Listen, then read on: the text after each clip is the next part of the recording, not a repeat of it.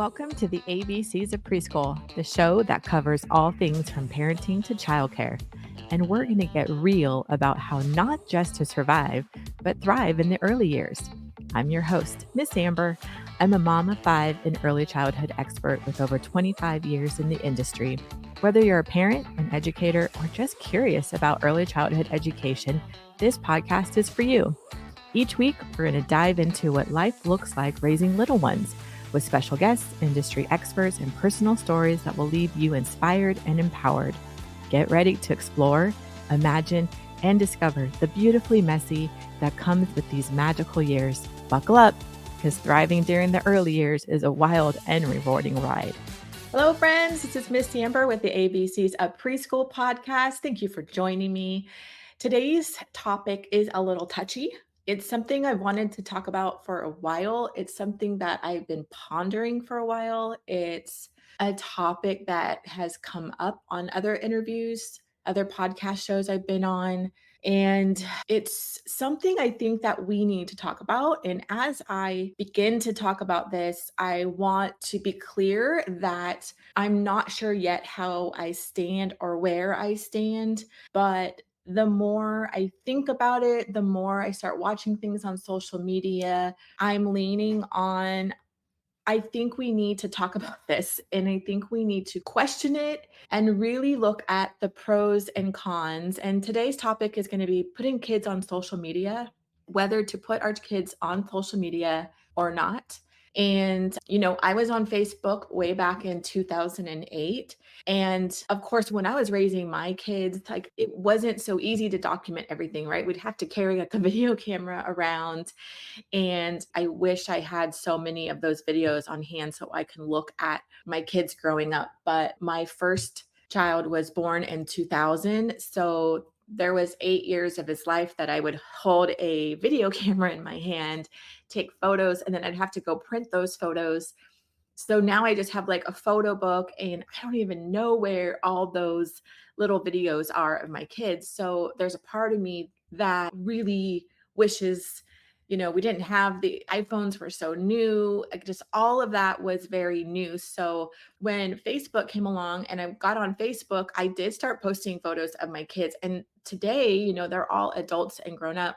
I do appreciate all the memories that pop up. And so I really use Facebook as almost a journal for me and for my kids. I didn't put everything, of course, but I would, like they got a trophy, like just little accomplishments or birthday parties, and then as they got older, they would say, nope, I don't want this. And then I had to respect and honor when they didn't want on social media, but we didn't really know consequences. You don't know what you don't know, especially when something's new. So at one point I did start to vlog our family. I would do a few videos of vlogging, and I love that I have them. There's maybe only 6 videos that I have, but there is a question now of these really giant accounts on Instagram with, 1.5 million. I think what really with viewers and followers, and I know that there's really big money to be made, and a lot of these families who are vlogging, get financial help and they get sponsorship and they get free items. And so for obviously like a mom that wants to stay home, it does sound like a great way to earn money, but I want to really talk about the impact it's making. And I think what really got me thinking on this is I am a true crime junkie. Kind of weird, I know. But I love true crime. I love listening to podcasts. I just like it. I mean, obviously I don't obsess about it, but I do listen to true crime. And I listened to a whole podcast docuseries on the Ruby Frank case. And it really got me to thinking. Ruby Frank, everybody probably knows that name. If you do not know that name, I would definitely say Google it. She's a mom, Utah mom, and she had 6 kids. And she started vlogging in 2015 and basically put everything online, like all her whole kids' lives, every little thing was recorded and documented, and her YouTube channel grew to like 1.5 million viewers. But what was going on behind the scenes, and actually a lot of what was going on was in the videos, and people started to wonder, really questioning her parenting, questioning her discipline tactics. But she really put out there, like, one of her kids had to go into, like, an intense camp in the wilderness, but that was all put out there for 1.5 million viewers. These kids' lives, these kids' mistakes, these kids' how they were disciplined were all put out there, and, it got so extreme where if you know the case, it's horrific that what was going on behind closed doors. I don't wanna get into that because the abuse, it was just horrific, but today's episode, we really need to think about how putting our kids' faces and their identities on social media can potentially affect them. And I'm coming into this episode with a question. Like, I don't know the answer.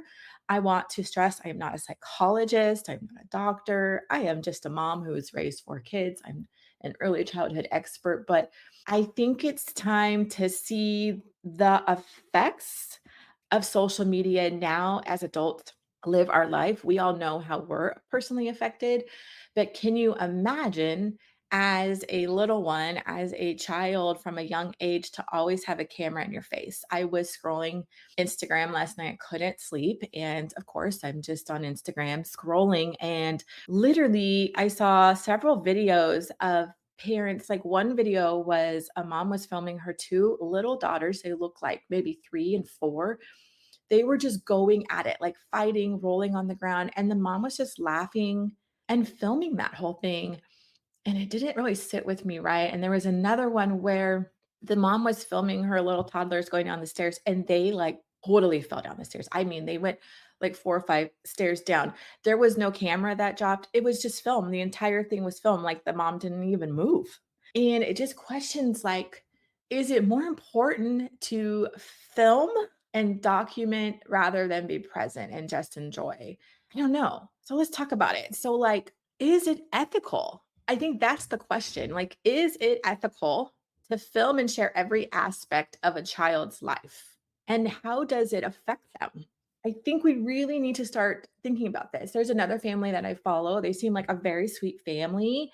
They're all so cute, but every day there's new videos and TikToks, and they all do dances. And again, they're adorable, they're sweet, they're cute, but they're all lined up. There's like 10 of them every single day in a matching outfit, and they have to play the part. They're entertaining now. So, like, I think there's one thing to vlog and to record things and like keep it for yourself to look back on. I so wish I had more videos that I could just click easily on my phone. I really do. I wanna see my adult kids as babies, and it's just not as accessible. I don't even know where those videos are. So on one hand, I see the joy that it can bring documenting and filming so you have it at your fingertips. I get it. But does the world need to see it? I think that's the question. Is it ethical? This family that I follow, is it ethical for the parents to keep their kids, their family is now entertainment, right? And I see the plus to that because it is a financial gain when you are vlogging and you're recording and you have a following.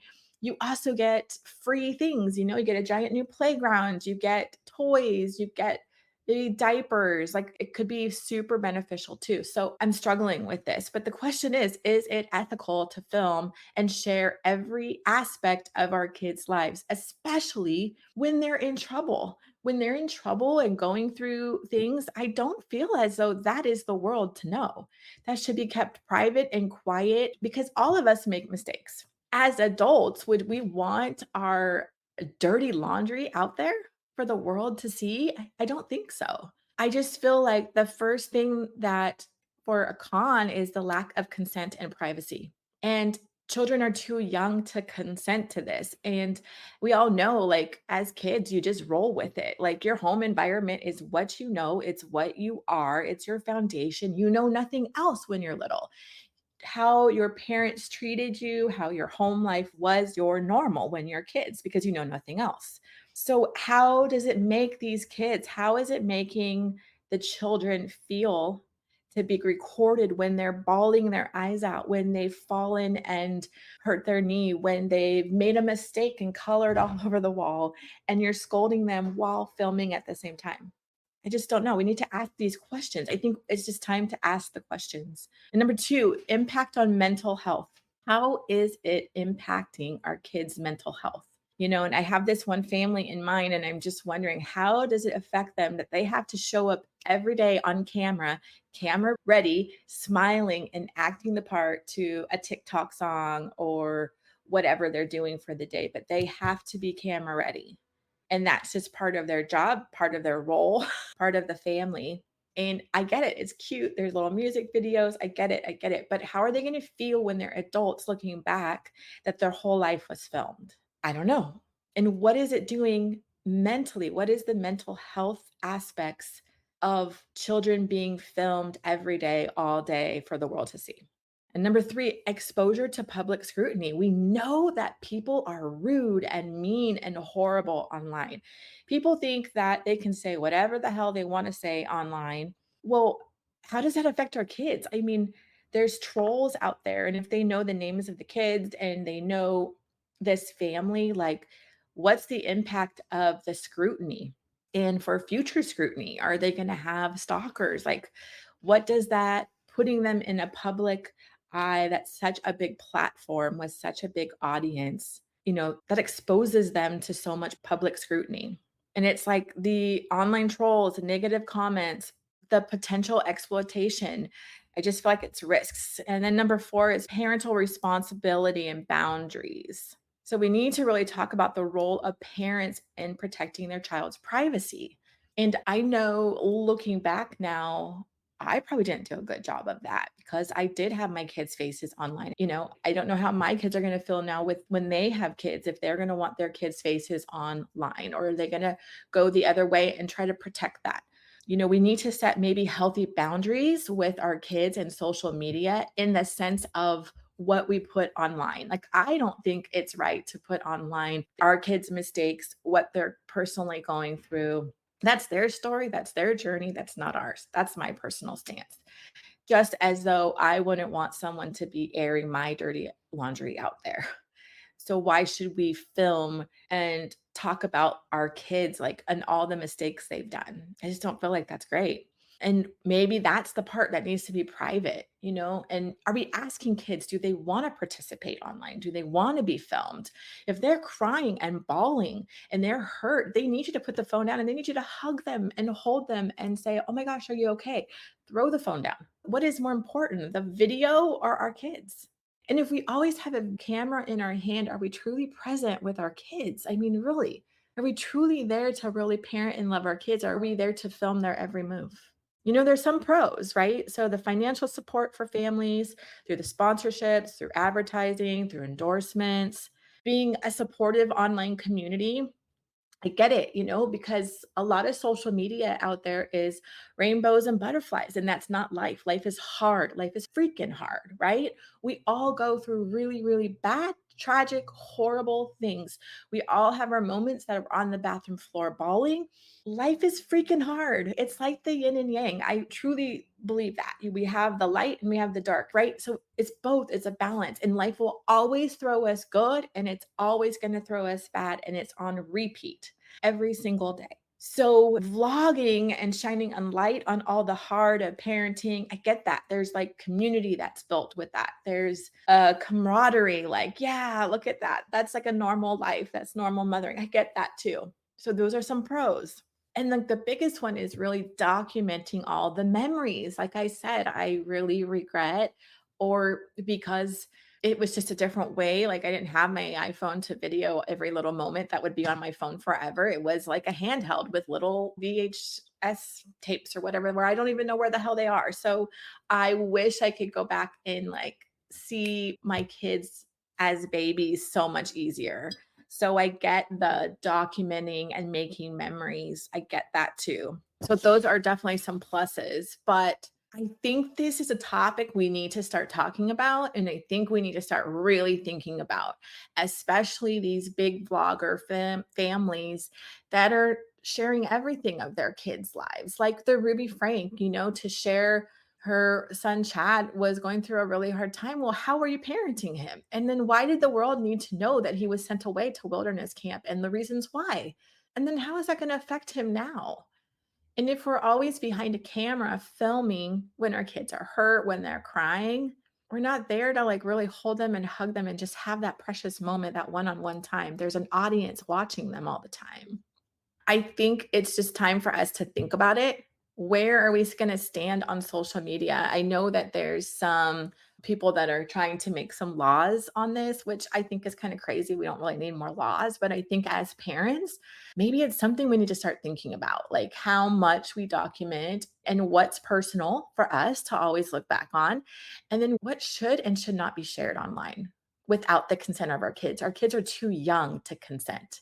They're going to start telling you when they don't want to be on social media. They're going to tell you, don't take my photo and don't put it online. They will tell you that. So it's just a topic like, what is the damage when a camera is always in our kids' faces for all the ugly, for the good, for all of it? Like, what is the consequences of that, whether they're good or bad? Thanks so much for listening to the ABCs of Preschool. Wishing you a beautiful week ahead. For more information, visit me online at thelovingstartway.com. And I'm all over social media at The Loving Start Way. Have a great week. Thanks so much for listening. Thanks for listening. I appreciate you so much for taking the time out of your busy schedule to hear this podcast. Make sure to hit the subscribe button so you won't miss the next episode. For more information on how to work with me, Miss Amber, visit me at thelovingstartway.com or follow me on Insta at The Loving Start Way.